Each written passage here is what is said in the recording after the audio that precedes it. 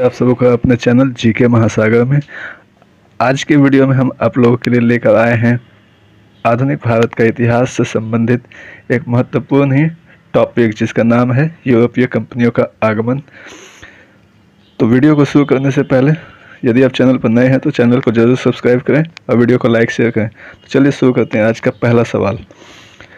पहला सवाल है कि वास्को डी गामा भारत कब आया था। आपके ऑप्शन है ए 1498, बी 1512 ईस्वी, सी 1532 ईस्वी और डी 1350 ईस्वी।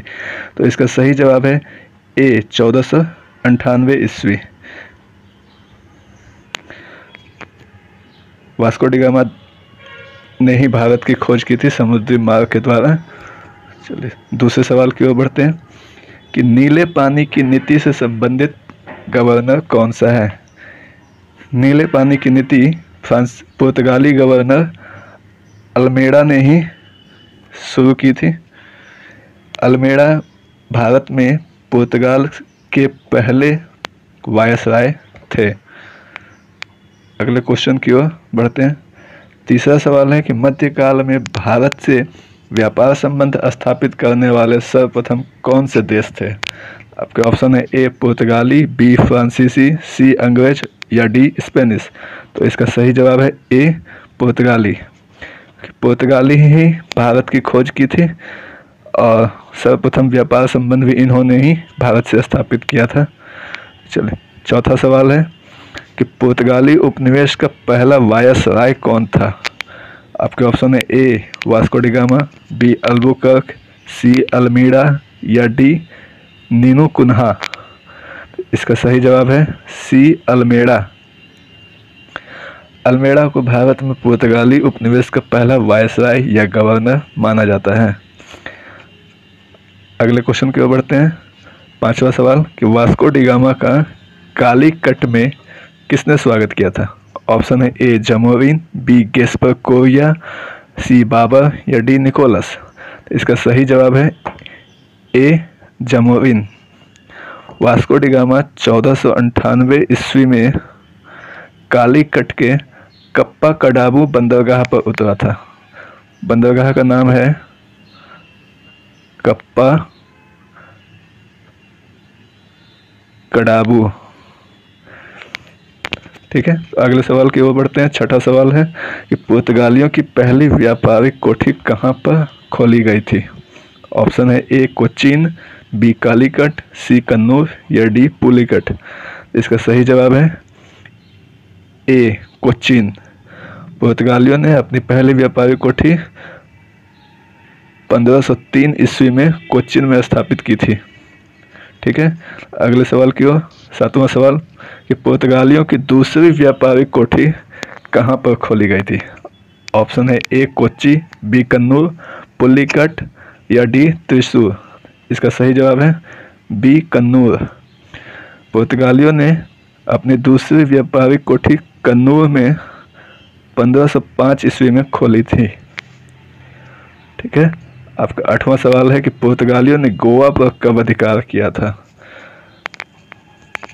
ऑप्शन है ए 1510, 1520, सी 1532 या डी 1552।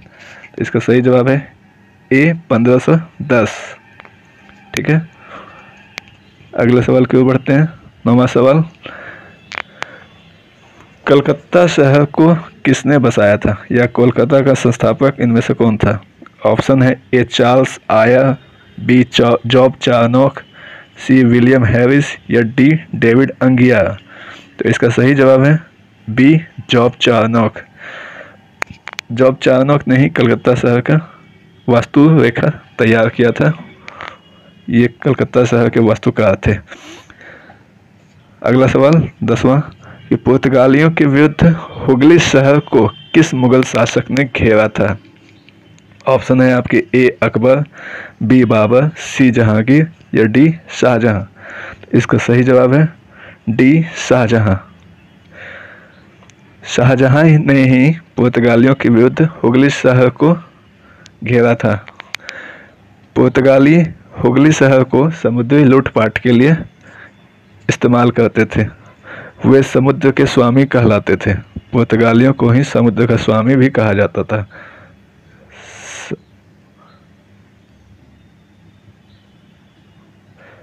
समुद्र का स्वामी। चलिए अगले सवाल की ओर बढ़ते हैं। 11वां सवाल कि बंगाल में शाइस्ता खान से जमीन लेकर चंद्रनगर शहर किसने स्थापित किया था? ऑप्शन है ए अंग्रेज, बी फ्रांस, सी डच या डी डेनमार्क। तो इसका सही जवाब है बी फ्रांस। फ्रांसीसियों ने ही बंगाल में शाइस्ता खान से जमीन लेकर चंद्रनगर शहर को स्थापित किया था। 12वें सवाल कि ईस्ट इंडिया कंपनी की स्थापना के समय भारत में किस शासक का शासन था? ऑप्शन है ए अकबर, बी जहांगीर, सी शाहजहां या डी सिकंदर लोदी। इसका सही जवाब होगा ए अकबर, क्योंकि ईस्ट इंडिया की कंपनी की स्थापना लगभग 1600 ईस्वी में हुई थी और उस वक्त भारत में अकबर का ही शासन था। ठीक है, तो ईस्ट इंडिया की कंपनी की स्थापना के समय भारत में अकबर का शासन था। अगले सवाल की ओर बढ़ते हैं। 13वां सवाल है कि अंग्रेजों को सुनहरा फरमान कब प्राप्त हुआ था? ऑप्शन है ए 1620 ईस्वी, बी 1632 ईस्वी, सी 1636 ईस्वी या डी 1580 ईस्वी। इसका सही जवाब है ऑप्शन बी 1632 ईस्वी में ही अंग्रेजों को व्यापार संबंधी सुनहरा फरमान प्राप्त हुआ था। अगला सवाल 14वां कि ईस्ट इंडिया कंपनी ने भारत में किस मुगल शासक के समय कारखाना सर्वप्रथम स्थापित किया था? आपके ऑप्शन है ए अकबर, बी जहांगीर, सी शाहजहां या डी औरंगजेब। इसका सही जवाब है बी जहांगीर। जहांगीर के समय में ही ईस्ट इंडिया कंपनी ने भारत में सर्वप्रथम गुजरात के सूरत शहर में अपना पहला कारखाना स्थापित किया था।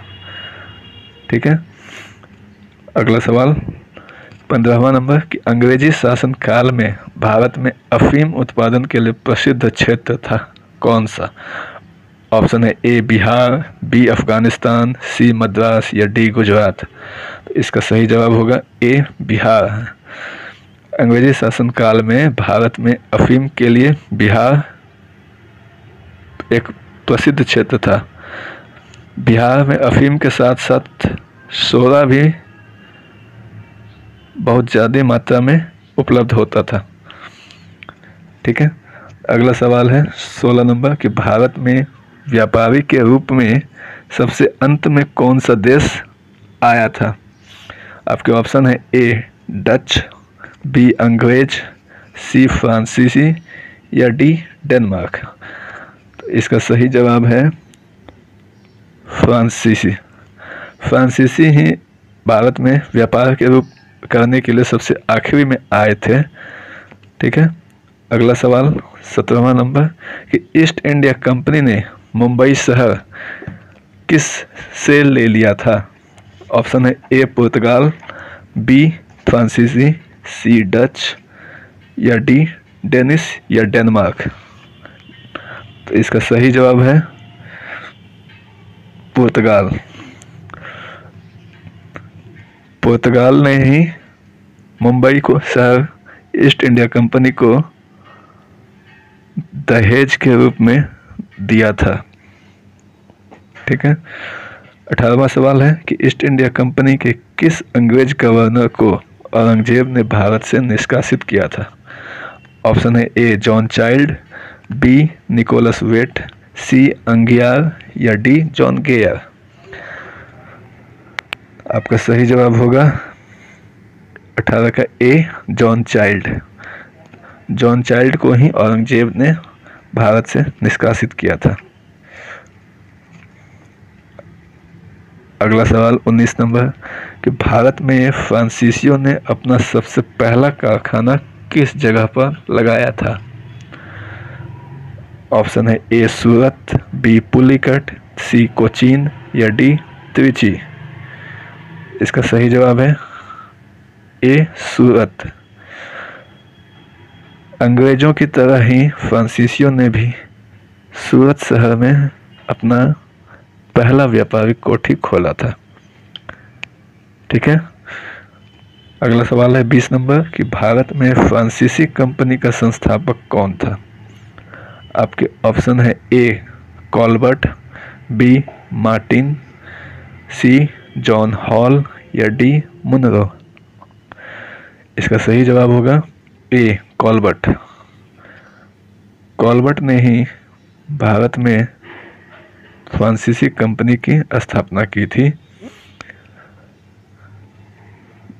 चलिए आगे बढ़ते हैं 21वें क्वेश्चन की ओर कि भारत में मद्रास शहर की स्थापना उस वक्त किसने की थी। आपके ऑप्शन है ए मार्टिन बर्ड, बी कॉलबर्ट, सी फ्रांसिस डे या डी इनमें से कोई नहीं। तो आपके ऑप्शन में से सही आंसर है ये सी फ्रांसिस डे। ठीक है, क्योंकि कॉलबर्ट ने फ्रांसीसी कंपनी स्थापित की थी। फ्रांसीसी कंपनी स्थापित करने वाला कॉलबर्ट था, जबकि मद्रास शहर की स्थापना करने वाला फ्रांसिस डे था। और मार्टिन बर्ड उस वक्त तो लगभग उसके बाद भारत में महलवाड़ी या रैयतवाड़ी व्यवस्था में शामिल थे। उत्तर भारत में महलवाड़ी या रैयतवाड़ी व्यवस्था से संबंधित थे मार्टिन बर्ड। तो इसका सही जवाब होगा फ्रांसिस डे। अगला सवाल 22 नंबर कि पुर्तगाली दूत अंतोनियो कैब्रल किस मुगल शासक के काल में भारत आया था। आपके ऑप्शन है ए बाबर, बी अकबर, सी जहांगीर या डी शाहजहां। इसका सही जवाब है बी अकबर। अगला सवाल है कि वांडीवर्स का युद्ध कब लड़ा गया था। इसका सही जवाब है, पहले ऑप्शन देख लीजिए, ए 1749, बी 1764, सी 1761 या डी 1756। तो इसका सही जवाब है 1761। 1761 में जो वांडीवर्स का युद्ध लड़ा गया था, इसे तीसरा कर्नाटक युद्ध भी कहा जाता है। थर्ड कर्नाटक युद्ध को ही वांडीवर्स का युद्ध कहा जाता है। यह युद्ध पेरिस की संधि के साथ समाप्त हो गई थी। 1763 में वांडीवर्स का युद्ध समाप्त हो गया था। ठीक है, चलिए 24वें सवाल की ओर बढ़ते हैं कि डेनमार्क ने अपनी पहली फैक्ट्री भारत में कहाँ स्थापित की थी। ऑप्शन है ए सूरत, बी तंजावुर या ट्रैंकुआ, सी श्रीरामपुर या डी पुलिकट। इसका सही जवाब है बी तंजावुर। तंजावुर शहर में डेनमार्क ने भारत में अपनी पहली फैक्ट्री स्थापित की थी। उस वक्त तंजावुर शहर का नाम ट्रैंकुआ था। ठीक है, चलिए 25वें सवाल की ओर बढ़ते हुए कि आखिरी सवाल, वास्को डी गामा किस पुर्तगाली शासक का प्रतिनिधि बनकर भारत में आया था। आपके ऑप्शन है A Don Henrique, B John Philip, C Louis 12वां या डी इनमें से कोई नहीं। तो इसका सही जवाब है A Don Henrique. Vasco da Gama Don Henrique का प्रतिनिधि बनकर भारत के लिए निकला था। एक अनजान देश की खोज करते हुए वो भारत पहुंच गया। 1498 ईस्वी में अब्दुल मजीद नामक एक गुजराती पथ प्रदर्शक के सहयोग से। चलिए आज की वीडियो में इतना ही। वीडियो देखने के लिए धन्यवाद। फिर जुड़े रहने के लिए, अगर आपको वीडियो पसंद आए तो जरूर लाइक शेयर करें। तब तक के लिए धन्यवाद। फिर मिलेंगे अगले वीडियो में एक और नई चीज़ के साथ। तब तक के लिए धन्यवाद।